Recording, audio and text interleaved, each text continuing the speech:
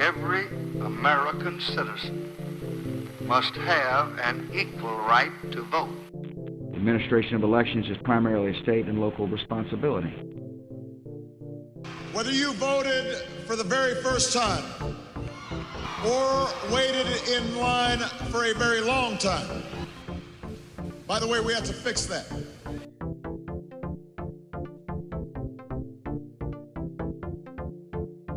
Welcome to High Turnout, Wide Margins. This is Brianna Lennon. I'm the county clerk for Boone County, Missouri, and with me is my co-host, Eric Fay, Director of Elections in St. Louis County, Missouri. And today we are excited to talk to Associate Professor of Political Science at the University of Vermont, Alec Ewald, and we're going to be talking about his research and all manner of things. It's going to be a great conversation. So thank you for coming on the show. It's my pleasure. It's an honor to be here. I'm gratified and impressed and all kinds of curious about what you're doing here with the show, as well as in your day jobs and the rest of your time. I got interested in election administration through a path that was probably pretty common, at least for a stretch, in American political life, which was through the election of 2000. I was in graduate school in political science. I was at the University of North Carolina at Chapel Hill at the time, and I had written about felon disenfranchisement law. And there wasn't much written on it relatively at the time. And I was paying a little attention to Florida because part of what was happening in Florida in 2000 was right at the intersection of election administration and felony disenfranchisement. The state said they generated a list of voters who were no longer eligible and should be delisted. The counties later said they thought the state was giving them a polished list. The state said the counties were supposed to check it. But any number of live, non-felonious Floridians were disqualified because of felony conviction. But Bush v. Gore wound up having this line that the right to vote includes the manner of its exercise. And your listeners will know all about the recount and dimpled chads and crazy variation in the types of technology that were used in Florida's counties. And I didn't know. I just didn't know. I thought I knew so much about the right to vote, and I knew nothing. Because I thought of it in this kind of two-dimensional way. It's a right, it's a marker of national citizenship, it's in the federal text of the Constitution, it's in the text of federal statutes, and it's protected by courts. And that's what it is. And it's not. It's made real by the things that you guys do. It's not about like a normative judgment about whether it's good or bad that it is that thing, but that's it. It's the practice of voting is made real by all of these local practices. So I wound up writing a dissertation and then a book that was trying to understand how this had happened historically and what it meant in terms of American political development, like the construction of American institutions and the changing nature of American ideas.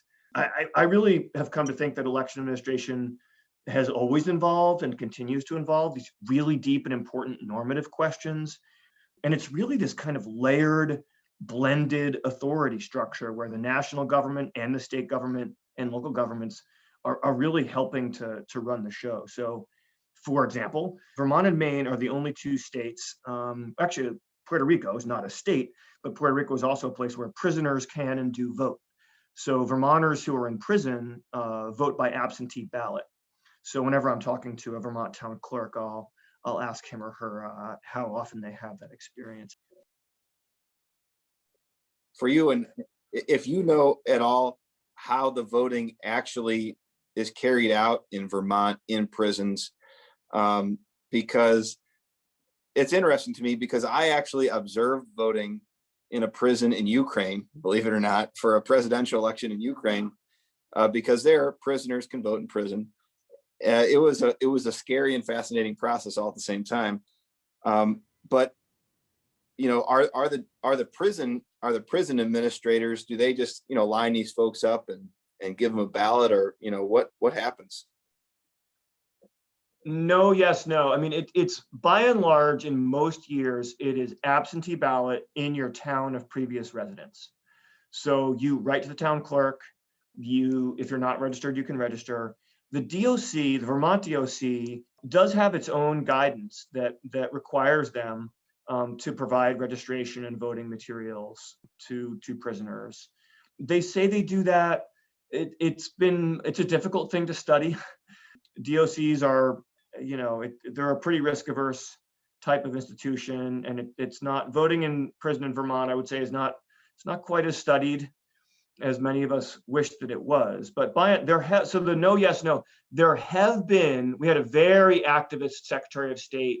Jim Kondos, our current Secretary of State, is also quite engaged in this issue, but Deb Markovitz, his predecessor, a couple of times was pretty involved, as were the League of Women Voters and some others, in setting up some in-person voting within a few Vermont prisons. But by and large, and this is also the case in Maine, it's absentee ballot in the town where you previously lived. Yeah, look, I mean, you mentioned Ukraine, and there's in most of Europe, most prisoners remain eligible to vote. The debate kind of stops at the prison walls, as it were. There are a few European countries where you can't vote while you're a prisoner, but everybody can after that. It's really only in the United States where somebody who's outside prison, where there's even a question as to whether they can vote or not.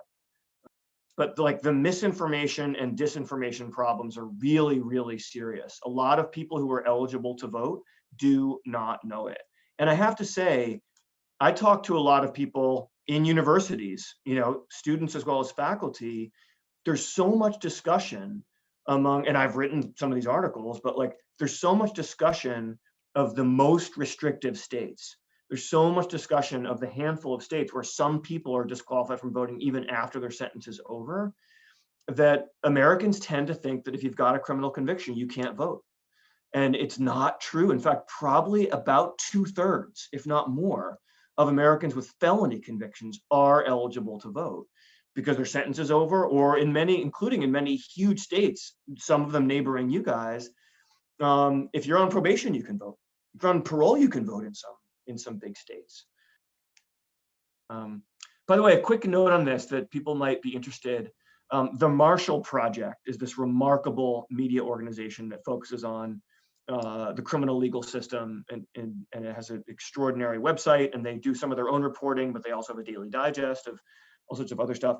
The Marshall Project did an extraordinary survey, I want to say last year, but it might have been 2019, working with correctional officials. They surveyed prisoners about their political views and confirmed what a lot of us have experienced from conversations at various reentry organizations. A lot of Republican voters among prisoners in places where they're eligible to vote because they're pretrial detainees, or they're Vermonters or Mainers, or they're on probation. But I think the assumption that people in prison or people with records would be more likely to be Democrats is probably true, but it might not be as true as a lot of people think. So I really recommend the Marshall Project. If you hop on their website and sort of look around for that, it's really, really fascinating reports they did. You wrote this book, I think it was published in 2009. It's called The Way We Vote. And the way I became familiar, with you, at least as an author, was when I was in graduate school. I read that book, The Way We Vote.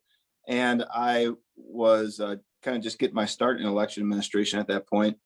And one aspect of your book that for me was very enlightening were these stories of how election administration happened in early America, in 18th and 19th century America. And I think that's something, just like you made the point in the intro that you thought you knew all this stuff about how elections worked, but then there was this whole thing about the nuts and bolts of it that you really didn't know about. And I think even people who run elections today in the United States, they have no idea what their predecessors were doing, a century or two ago. And so first, I guess, if you wouldn't mind just sharing maybe in broad strokes how kind of election administration worked in early America. And I'd also be interested to know, how did you research it?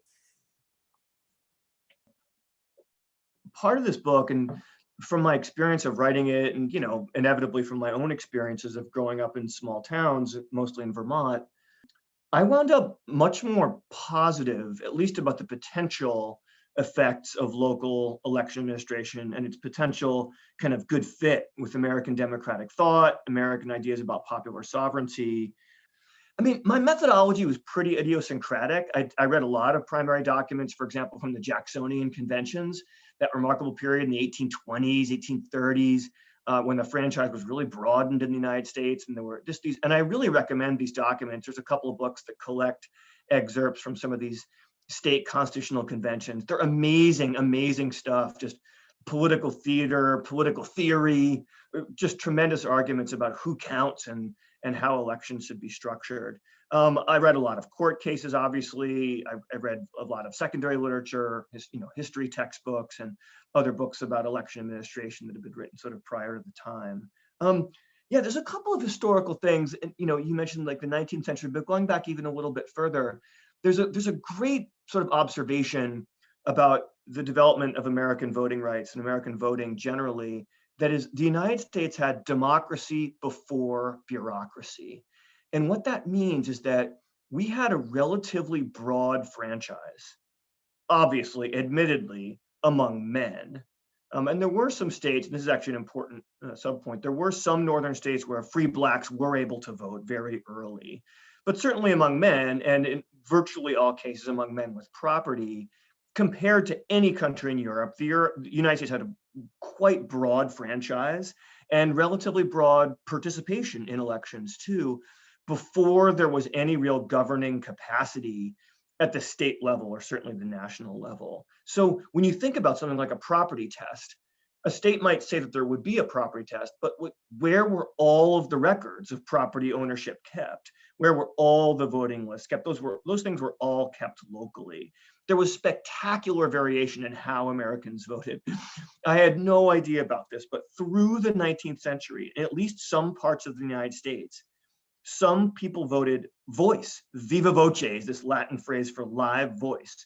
You'd step up in public, perhaps literally on a stage, say who you were voting for. You'd go, they would treat you at the local tavern. It was absolutely a fully public thing. Many early theorists were very clear that public voting was really more democratic than secret voting. You should be able to publicly proclaim who you were voting for, and others should respect it.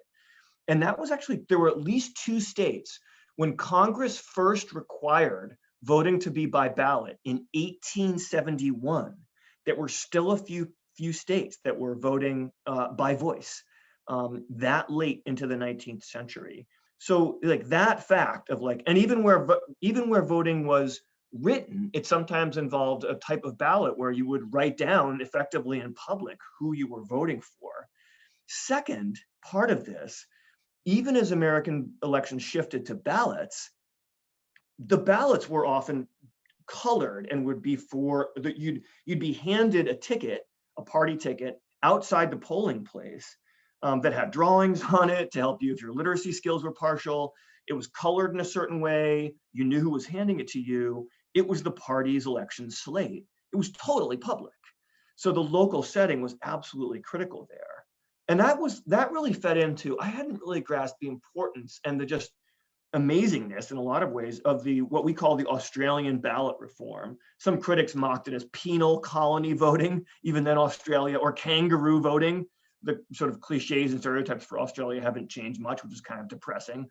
But of having this private sort of state-run election system that just hadn't existed. The parties fought it, but lost, they adapted. For about half of American electoral history, the vote was public far more often than it was private.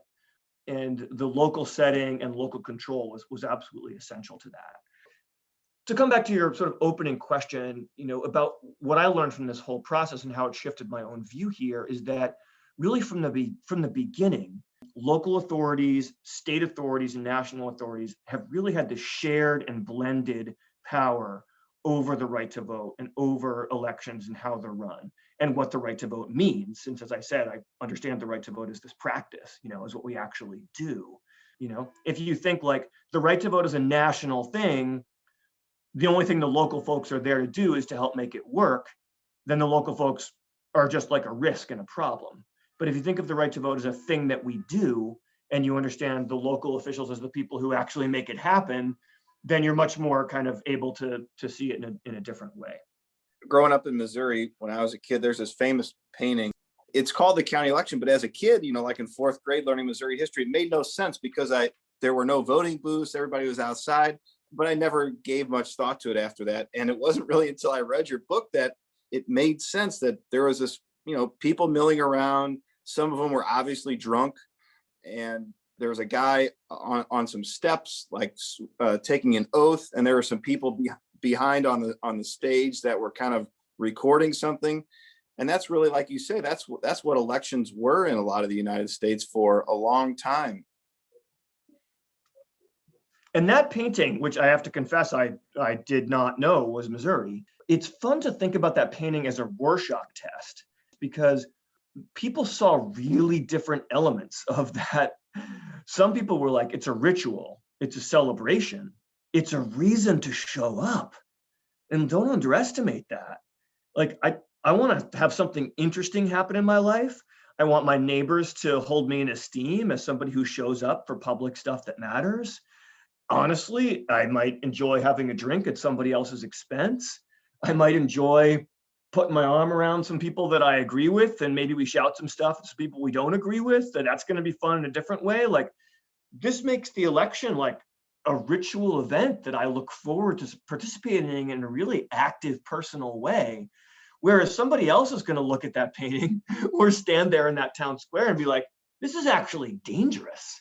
This is not only, this is corrupt. This is not the reason. People should be doing a sober, literally. Like, there was a poem about the Australian ballot that referred to the voting booth as a closet of prayer, and there were some people who were like, that's what voting should be. It should be this reverential activity that you do by yourself, where you sort of deliberate and reflect. You shouldn't be like yelling drunkenly with your friends. That should be different from what voting is. So yeah, that Bingham painting is a great kind of touchstone for, the different elements of 19th century voting that really helped lead to some of the changes that, again, like increased state and national authority, but really, there's a line about, again, the Australian ballot that like, we need to take elections out of the hands of the parties, which had run elections by themselves, and put the ballot in the hands of responsible agents of the state. And those responsible agents were you guys. I feel like that conversation comes up amongst election officials as well. I think that depending on which one of those styles you adhere to or believe that elections should be run, it has a pretty tremendous impact on what you do with the discretion that you do have. How to do voter education, whether to do voter education, whether to try harder to engage voters in the first place. If we want to create, a sense of community or bringing people into the process, or you say it's really up to them. This is an individual activity, and it is not my business to tell people to get involved in elections. They are to do that on their own and come to that decision themselves. And I don't know. I mean, to sing your song for you, to me, a local elections official saying, if you want to vote, I want you to vote. And I want to give you information about voting, and I want to help you vote. To me, that's a very different message from, I'm here from a political party. We want to kick the other party's bleep, and therefore you need to help us by voting so that we can do that. Those to me are really different messages. I think election officials have the potential, at least, to say, if you want to vote, you should vote for the sake of voting itself. You should vote because this is a thing that we do together. One of the other things I was interested in you kind of expounding upon was, I don't know if you'd call it an overall conclusion in your book, but just the fact that you touched on this thing about local versus kind of centralized election administration, and kind of what your conclusions were around that. In academia, you can get away with, hedged, tentative, if statement kinds of conclusions. But I wound up with kind of a 1.5 to 2 cheers for localism for a few reasons. One is that I think, and by which I mean kind of local control over election administration. I think and we've talked about some of this, there's real potential for better voter engagement, better voter ownership and understanding of the actual voting process, a better voting experience through local control. I think there's real potential there. experimentation and innovation. States are famously laboratories of democracy, but localities can do that even better. Whether that's, here's a good way that we found to encourage people to register, or here's a new type of convenient voting that we've developed. Here's a way that we're working with the parties. Here's a ballot design question that people seem to like. Localism is also a real obstacle to systemic corruption. So if you have, especially as long as you have paper ballots that are counted at the precinct level and are maintained, if you have a statewide controlled or even a nationally controlled election administration apparatus, and you go to some dystopian vision of corruption, that's going to be a little bit easier. Centralization is why Americans have always dreaded centralization. And again, it has potential, and Brianna, you talked about this a little bit earlier, local election administration has at least the potential to increase voter turnout. Again, through the kinds of, giving meaning to voting that we talked about a little bit earlier, the actual having county clerks and town clerks encouraging people to vote. But look, the downside, there's no question, especially in terms of equity, if you have different levels of resources, if it really depends on whether your town clerk or county clerk is interested in encouraging people to vote in one place, whereas somewhere else, somebody else isn't. If you get real variation in how easy it is to vote in one place as opposed to another, I mean, I joke about this because I have the luxury of joking about it. Like, I vote in small towns in Vermont, and of course I vote in person almost all the time, trying to walk the walk. But like, my joke is like, if I have to break stride on my way to voting, like on my way through the check-in, I feel it's a terrible impediment to my morning, because there's so few people there that I walk in, I wave to somebody I know, I confirm my street address. Vermont doesn't even have a signature requirement, so I don't even have to sign anything. I just tell them who I am. They confirm that I live where I say I live. They hand me a ballot and I go off into my booth, right? And then you read about a 4-hour line somewhere else, right? So, and that is partly a function of what kind of machines, what's the error rate in those machines, how much money is there for how many polling places. So, there are obviously risks and downsides, but I do think some of those potential strengths of local administration, coupled with the fact that that's the way it's always been. That's famously not how Americans make decisions. We do, going back, Tocqueville famously observed that Americans don't believe in saying we do that just because it's always been done that way. But there is the lesson of American history that we've always had this blended authority over American elections, and to me, that's part of how we got where we are that matters to me. So. All right, thanks for everybody for listening to another episode of High Turnout, Wide Margin. Thanks to Alec Ewald for being our guest today. We hope you enjoyed it. We hope you listen to another episode of High Turnout, Wide Margins.